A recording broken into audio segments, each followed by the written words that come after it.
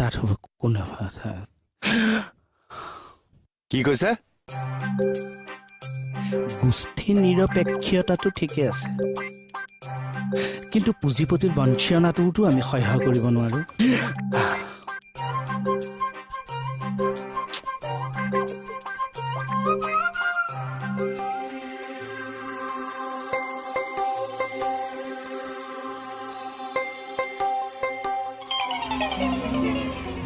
Oisa.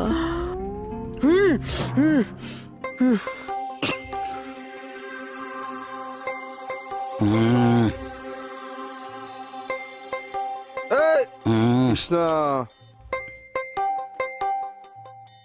এই ভাত পেলাবি দে কি আছে যুদ্ধ যুদ্ধ ক'ত যুদ্ধ ৰাছিয়া ইউক্ৰেইনত